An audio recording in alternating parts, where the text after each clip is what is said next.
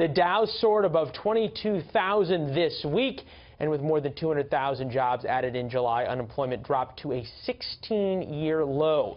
University of Maryland economist Peter Morsi joins us. Peter, great to see you, sir. Thank you. Nice to be with you. All right, Professor, two questions for you. How much does this have to do with President Trump? And for that matter, since he's taking credit on Twitter for it, how good really is the economy? Well, the economy is in decent shape. It's not as good as Mr. Trump would like it to be. He'd like 3% growth, and we simply don't have that. But we are creating a lot more jobs. There's a lot more confidence in the economy, especially among business. And heck, the stock market up being 22%, what new president would not want that? Is it that unusual, though? I mean, you think about the stock market in the first 6 months of the Obama administration was up huge as well, and a great number of jobs created as we sort of came out of the depths of the Great Recession in those first few months. But he was not coming out of the Great Recession. He was coming out of a decent economy, and he managed to put 22 points on the board. That is a remarkable accomplishment for any new president, especially when how much does the president have to do with that? How much is it that the economy has been moving along pretty well? Well, I think it's fair to say that any president gets too much of the blame and too much of the credit depending on the way things are going. But one of the things to remember is that the stock market had priced in a Hillary Clinton victory.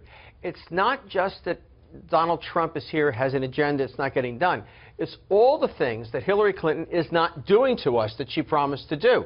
Think about the laying on of even more regulations, all the workplace regulations she promised, all the additional entitlements and taxes. If half of that had been put into place, it would have been literally impossible to do business in America.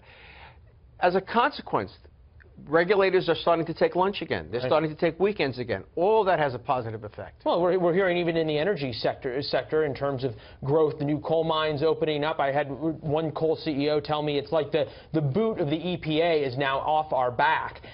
Bring in the president's treats right now. Consumer confidence is at a 16-year high, and for good reason. Much more regulation busting to come, working hard on tax cuts and reform. I guess he means health care reform as well. Excellent job numbers just released, and I have only just begun. Many jobs stifling regulations continue to fall. Movement back to USA.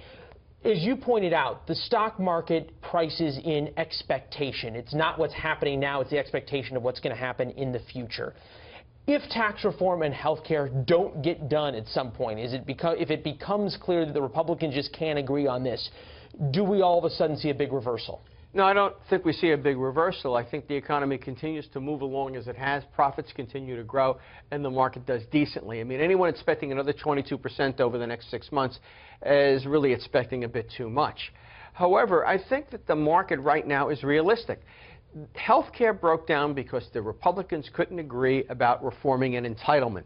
Medicare, it's impossible to have a tax cut without broad entitlements reform. Entitlements is 60% of the budget. The president's already said he's not going to touch that. Well, no, that's not true. His budget that went forward went after entitlements. It just safe harbored Social Security and Medicare. So, no, he's willing to make a deal. All right, real quickly, and I want to get to this. We've talked a lot about Wall Street in terms of the markets, in terms of corporate earnings.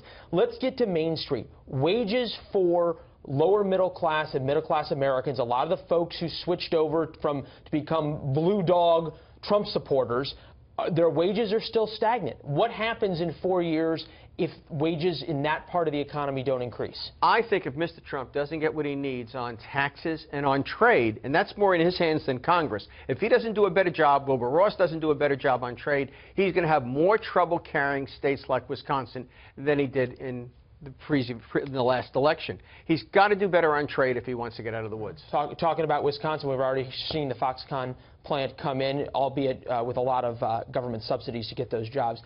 Professor, always good to see you, sir. Thank you. Thank you.